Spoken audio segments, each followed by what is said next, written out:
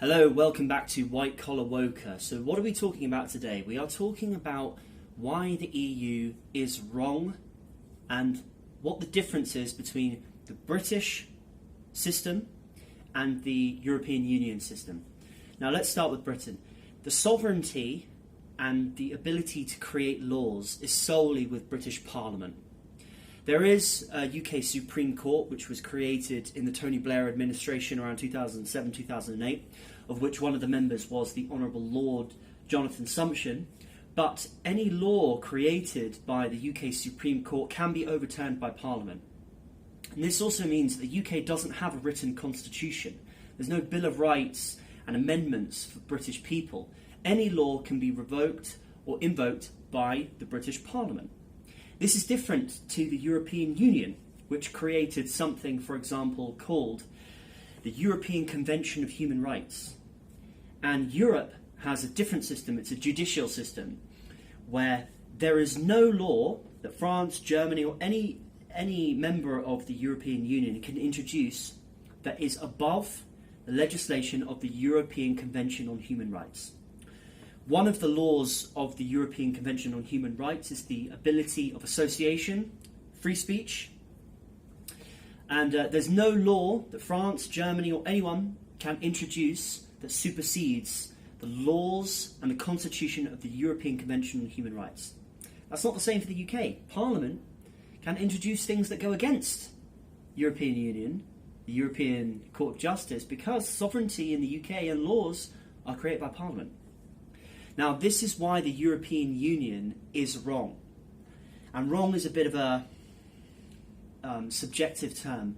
But European Union is creating laws from unelected officials, from judges. At this very moment, Boris Johnson is not having a meeting with an elected official about Brexit. He's having a meeting with Ursula, lovely Ursula, who's the head of the European Union, who also has been speaking to the head of the European Commission and the European Court of Justice and the European Central Bank. None of those people are elected. But yet, those people are steering the course of a whole continent. Now, there are some flaws to the British system. For example, MPs pretty much brought in the Coronavirus Act of 2020 with absolute no parliamentary oversight.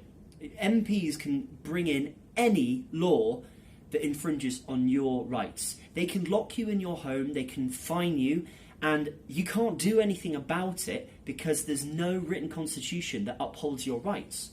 In America, it's very different. You've got the Second Amendment, the right to bear arms.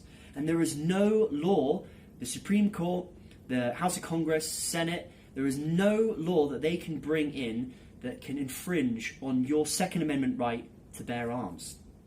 In Britain, it's completely different. But it does mean that Europe is making laws and making policy with unelected officials. And that's why they're wrong to do that. Now, the British system is not perfect in any way, shape or form. There are some horrific issues with not having a written constitution. And if you want to learn more about that, the best place to look is Lord Jonathan Sumption's Reith Lectures. If you type in Reith Lectures, Lord Jonathan Sumption, it will come up with that. And he explains the issues with the sovereignty of the UK Parliament. But the point is that at least those laws are being made by elected officials. Boris Johnson was elected by a majority. I don't think Ursula, I don't think Christine Lagarde, I don't think anyone in the European Commission or the Michel Barnier, I don't think he was elected. I don't see many votes for those people. That's my thoughts on White Collar Woker. If you like, please like and subscribe, and we'll see you guys next time. Thanks.